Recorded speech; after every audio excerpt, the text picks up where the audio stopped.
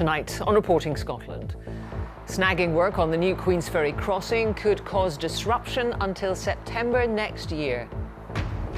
A specialist police unit will help officers in the Govanhill area of Glasgow amid allegations of child prostitution.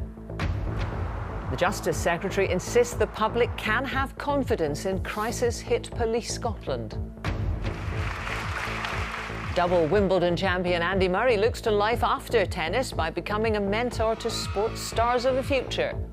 That transition from being a junior into a senior, a lot of people find that difficult. It can be quite challenging. There's a lot more pressure as you get through that stage, and that's where I feel like maybe I can help a little bit. Also in the programme, the Princess Royal pays her respects to a Scottish doctor who revolutionised hospital medicine 100 years ago.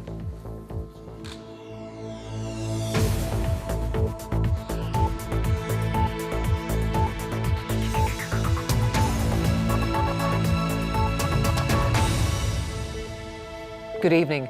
Commuters can expect further disruption to journeys over the River Forth as snagging work on the Queensferry Crossing is carried out between now and next September. Transport Scotland admits it has known about some problems since before the bridge officially opened. Critics say they should have made that much clearer before now. Our correspondent Glenn Campbell has the story.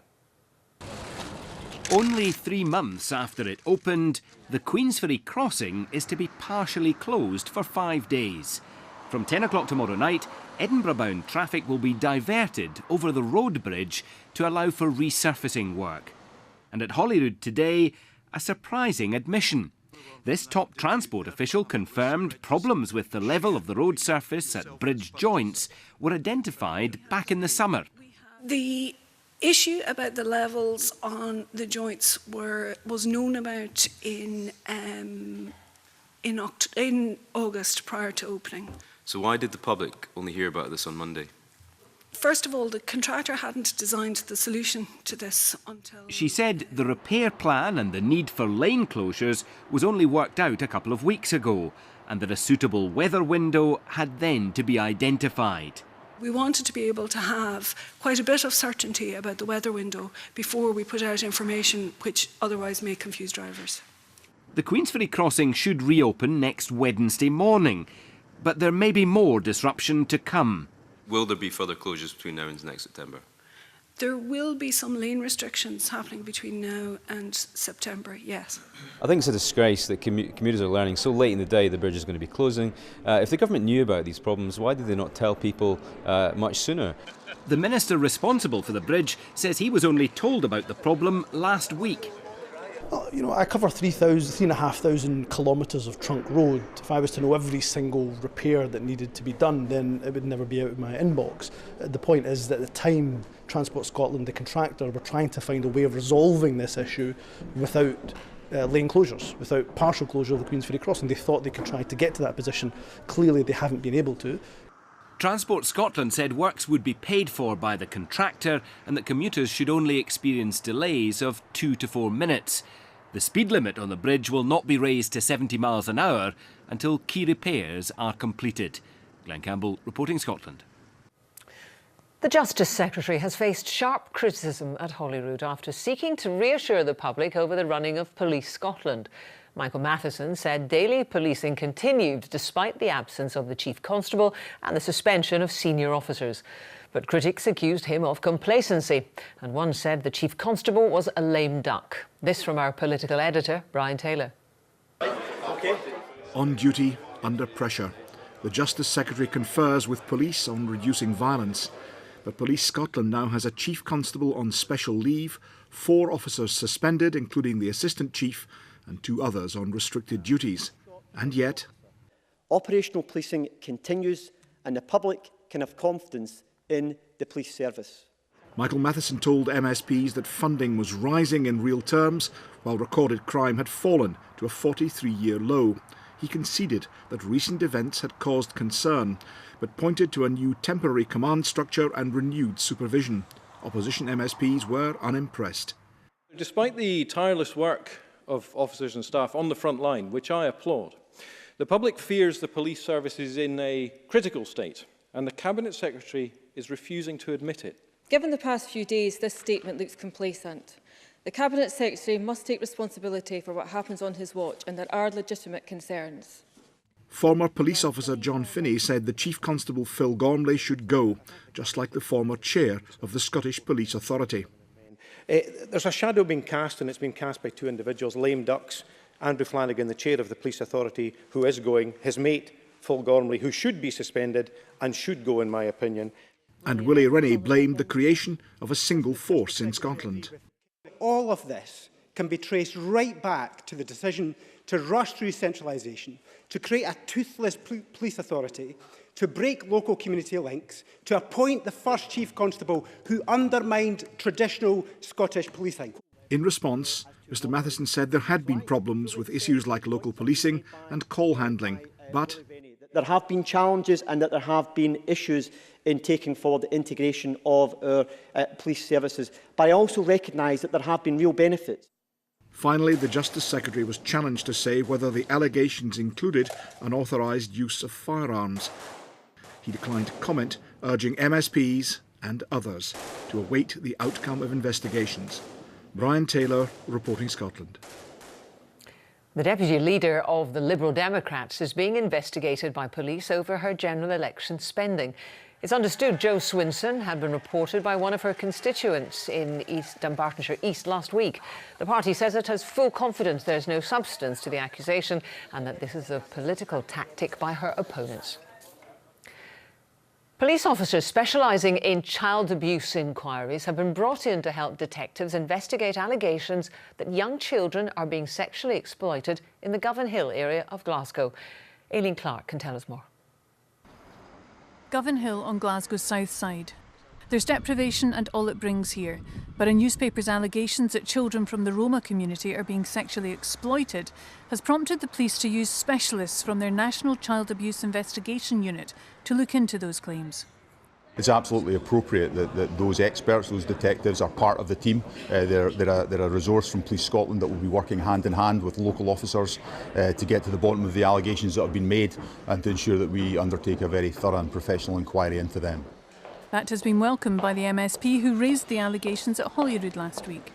I think in light of the very serious revelations that emerged last week, in light of the statement from the Justice Secretary, I think it's entirely appropriate that Police Scotland have drafted in the specialist expertise to try to get to the bottom of what are very, very serious allegations. Govan Hill is in the First Minister's constituency, and Nicola Sturgeon today also backed the move to bring in officers with such expertise, saying such serious allegations deserve the fullest possible investigation and urging people with any information to contact the police.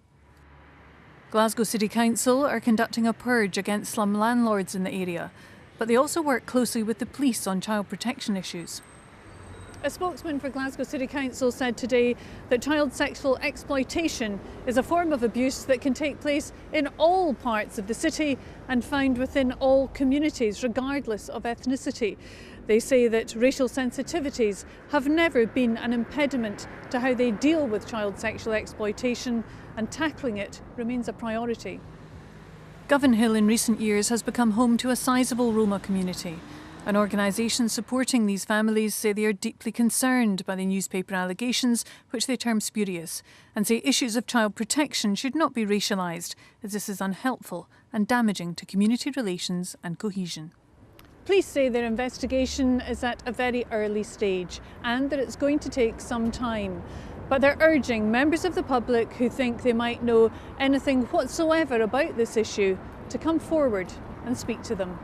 Aileen Clark, reporting Scotland, in Govan Hill in Glasgow.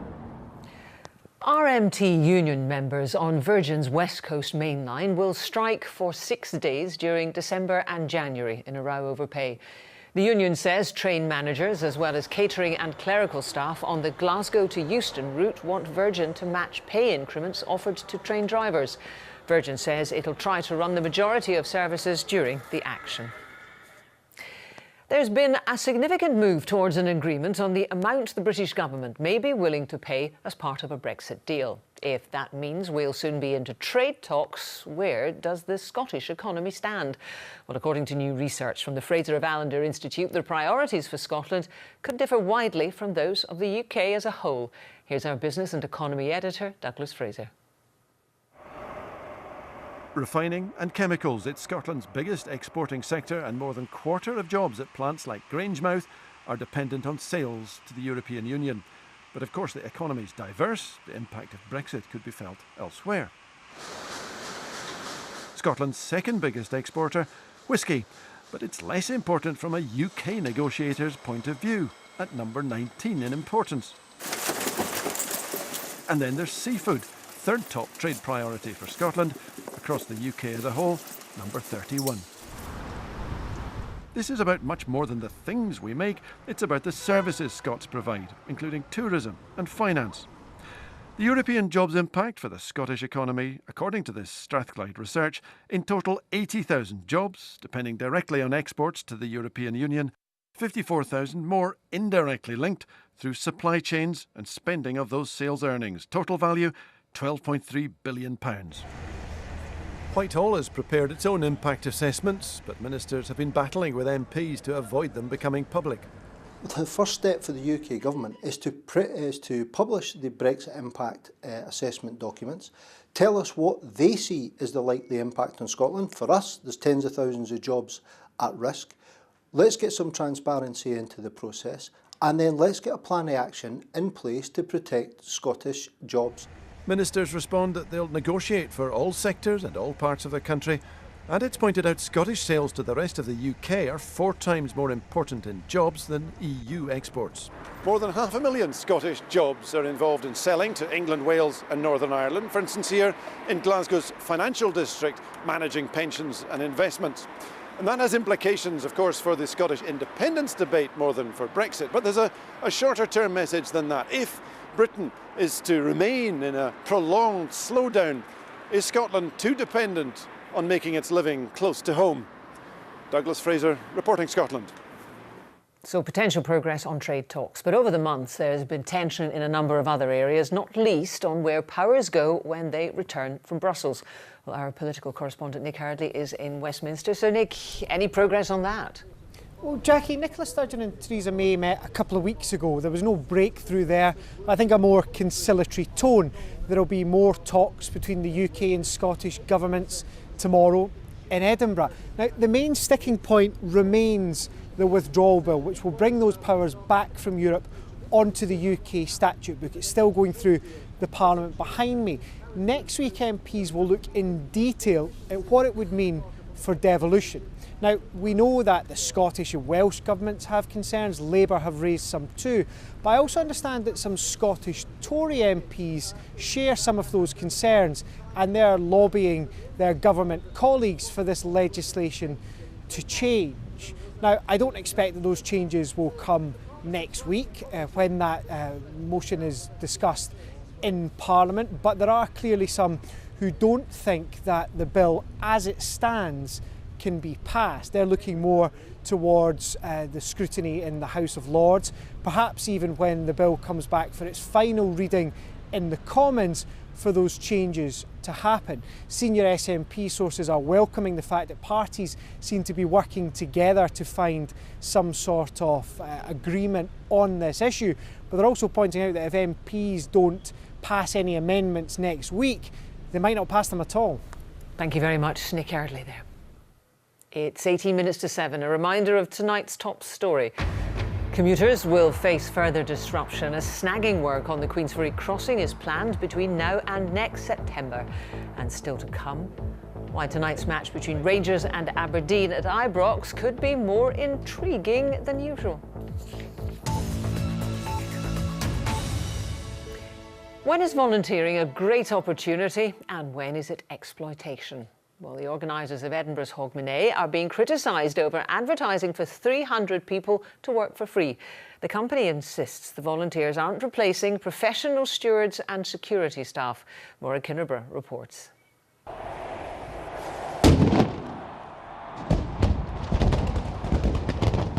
Scotland's biggest New Year festival. Images of Edinburgh's Hogmanay are beamed across the world, but the organisers are accused of exploiting staff. They're recruiting almost 300 volunteer dancers and ambassadors. What's wrong with it is that they're not being paid, and they should be. We think that's not only morally reprehensible but actually quite illegal. The minimum wage regulations talk about paying staff when a company is not a charitable body. Hi everyone, welcome to Hamilton. Volunteers helped Glasgow host the Commonwealth Games. Events like British Open Golf also used unpaid workers. Edinburgh's Hogmanay wants some volunteers to work overnight. All will receive training and expenses. For us, it was really important to try and engage in lots of people in the local community, and I think it's really important to be clear that we're not in any way replacing all of the paid employers that are taking part in Hogmanay, and there are 1,700 paid employers that we are working with that are all on the living wage, if not more. This is about really trying to enhance and enrich the event. So when is volunteering a good opportunity, and when does it amount to exploitation? What are volunteers being asked to do? What are they getting in return?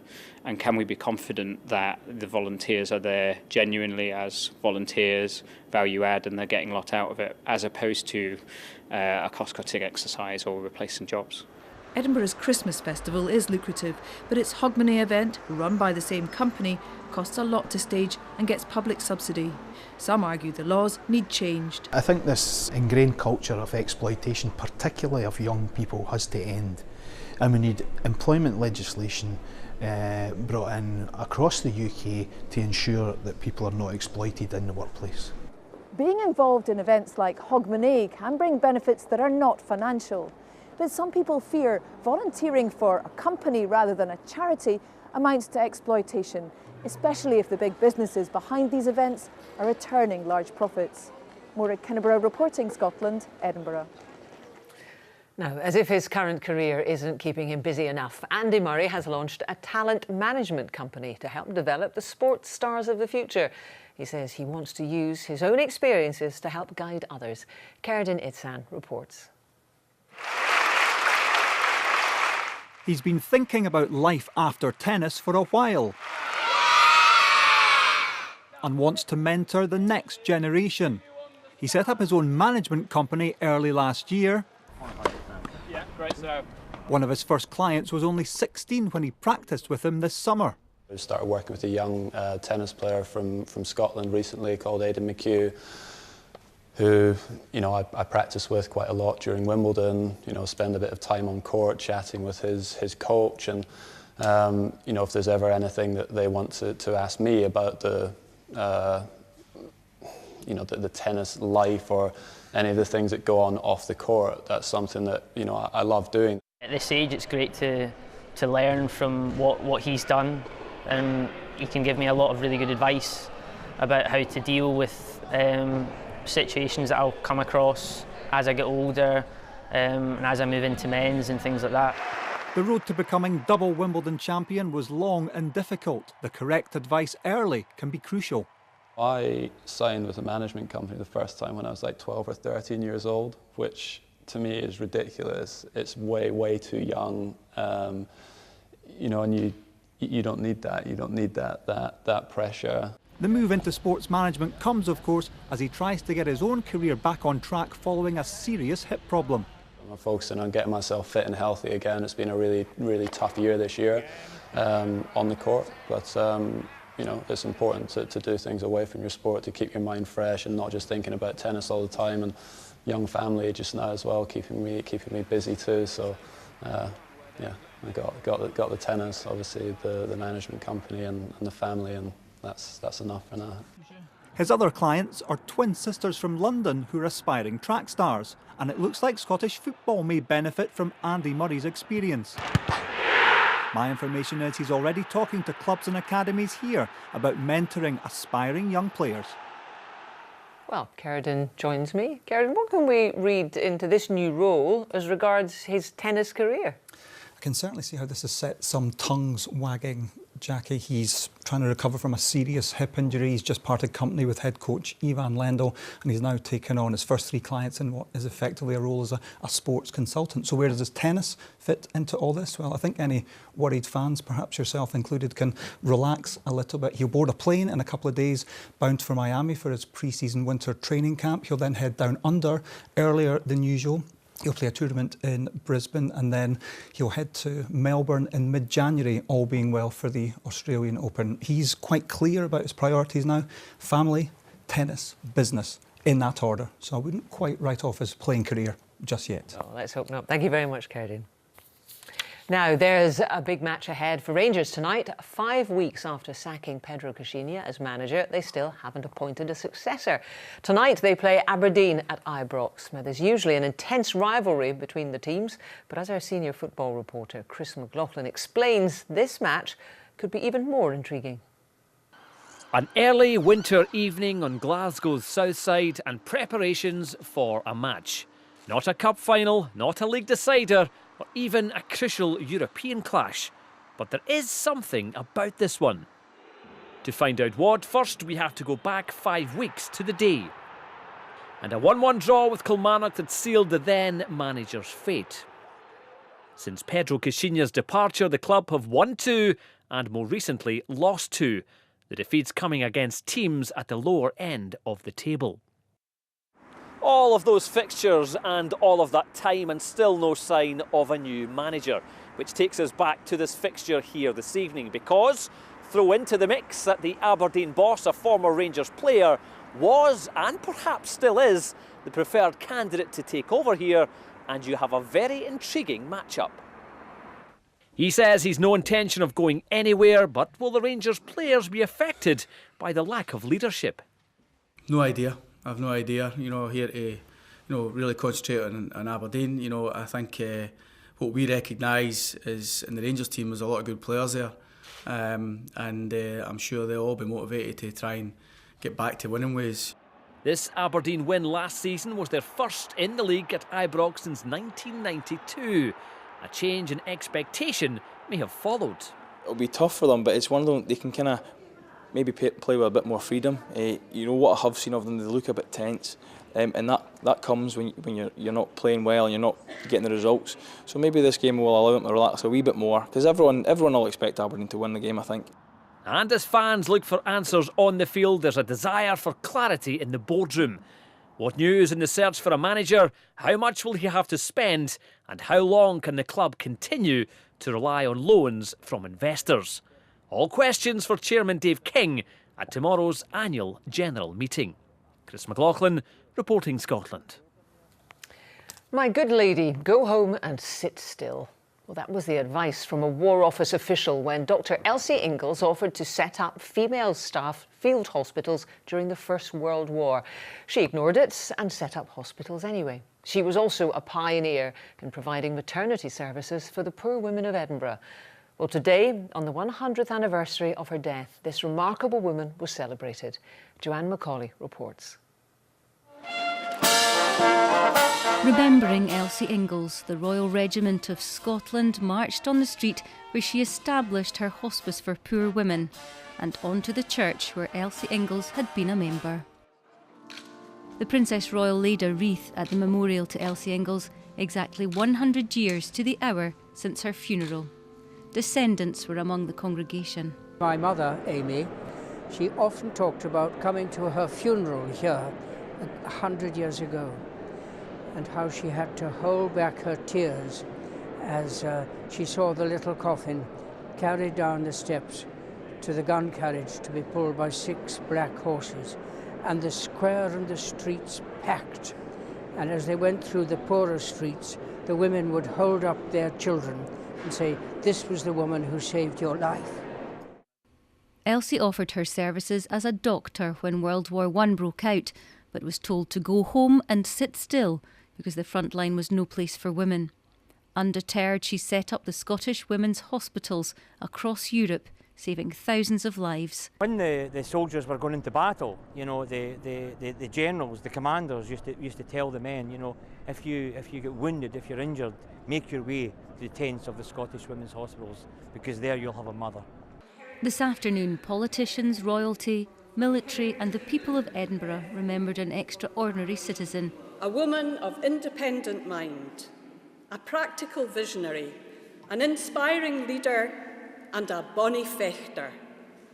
She believed in the promise and possibility of a new earth, but was never content with beautiful dreams.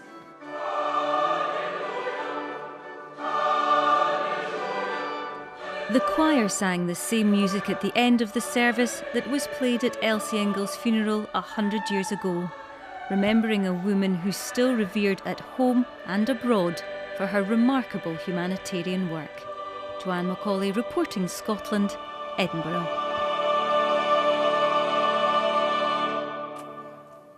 Well, let's get the weather forecast now from Katrina. Thanks, Jackie. Good evening. Well, the cold snap is set to continue. It's another beautiful winter's day across many parts with good spells of unbroken sunshine, as we can see from the stunning shot from Argyll. And it's set to remain cold this evening. Indeed, the Met Office have issued a yellow be aware warning for ice and snow in the north and northeast, so do take care on any untreated roads. So tonight then there will be a widespread frost across the country and these wintry showers pushing into the north and northeast, and they will fall as snow, hail and sleet to lower levels. And it'll be cold, around freezing across many parts, a little bit above along the west coast. Now, heading into tomorrow morning, it'll be a cold and frosty start. There's ice risk in the north and further showers pushing into the north, northeast and eastern borders. So if you're heading out tomorrow afternoon, then there will be wintry showers in the Northern Isles and the North Highlands. These will be more frequent in the northeast and they'll fall as sleet, hail and snow to lower levels. There'll be a fresh to moderate to fresh northeasterly wind along exposed parts of the east coast and some good spells of sunshine across central and southern areas, but another cold day with temperatures from 3 to 5 Celsius. And there's little change tomorrow evening. Another cold night with a widespread frost and temperatures set to drop away to -4 or 5 across central and southern areas. But a change is afoot for Friday. As you can see from the pressure chart, this warm front is pushing into the northwest, bringing with it cloudier conditions and patchy light rain. So Friday will be a cold start, but the cloudier conditions will push in across the country with patchy light rain in the north and little or no brightness, perhaps some in the borders and southern highlands, and feeling cold at 4 or 5 Celsius. And that's how your weather's looking. Thank you very much, Katrina. And now a reminder of tonight's main news. The government has offered to significantly increase the so-called Brexit divorce bill, the amount of money it's willing to pay the European Union for our departure from it in order to start talks on a future trade deal. And commuters can expect further disruption to journeys over the River Forth as snagging work on the Queensferry Crossing is carried out between now and next September. And that's Reporting Scotland. I'll be back with the headlines at 8 and the late bulletin just after the 10 o'clock news. Until then, from all the team, have a good evening. Goodbye.